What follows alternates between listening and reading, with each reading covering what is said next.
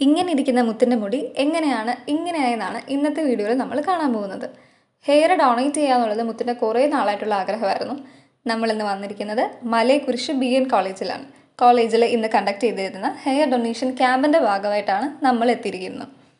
Thrissur Amala institute of സയൻസിൽ നിന്ന് വന്ന് സെബാസ്റ്റ്യൻ സാറ് ആദ്യമേ തന്നെ ഒരു ക്ലാസ് അവർക്ക് എടുത്തു കൊടുത്തു. എൻ്റെ കൈയൊക്കെ പിടിച്ചിട്ടാണ് കൊച്ചിരിക്കുന്നത്. കൊച്ചിന് അത്യാവശ്യം ചെറിയ രീതിയിലൊരു ടെൻഷൻ ഉണ്ടായിരുന്നു, എന്നാലും കുഴപ്പമില്ല. അപ്പോൾ ഞങ്ങളുടെ നെയ്ബറായിട്ടുള്ള ഡോണ ചേച്ചിയുടെ സ്റ്റാറ്റസ് കണ്ടിട്ടാണ് ഇങ്ങനൊരു ക്യാമ്പ് ഇവിടെ നടക്കുന്നുണ്ടെന്ന് അറിഞ്ഞത്.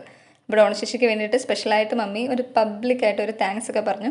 അപ്പോൾ കൊച്ചിൻ്റെ ഒപ്പം അവിടെ പഠിച്ചുകൊണ്ടിരുന്ന ഇത്രയും 3 ചേച്ചിമാരും കൂടി ഹെയർ ഡൊണേറ്റ് ചെയ്യാൻ വേണ്ടിയിട്ട് വില്ലിങ് ആയിരുന്നു. ഇത് കഴിഞ്ഞപ്പോൾ ഒരു ചേച്ചിയും കൂടി വന്നു.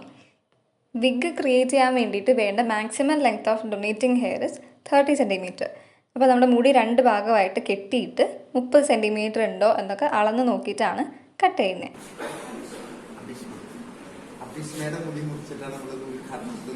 നല്ലൊരു കയ്യടി കൊടുക്കുന്നത്.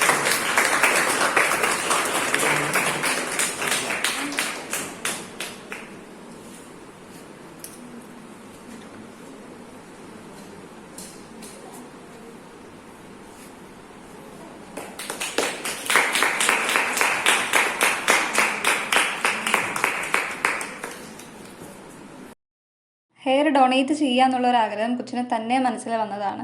ഡൊണേറ്റ് ചെയ്യാൻ വേണ്ടിയിട്ടാണ് കുഞ്ഞ് ഇത്രയും നാളും മുടി വളർത്തിയത് തന്നെ.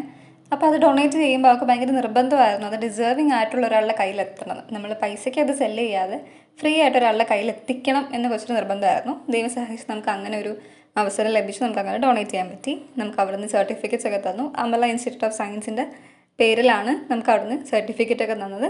കൊച്ചിന് ഭയങ്കരധികം സന്തോഷമായി അങ്ങനെ വിചാരിച്ച കാര്യം സാധിച്ചതിൽ.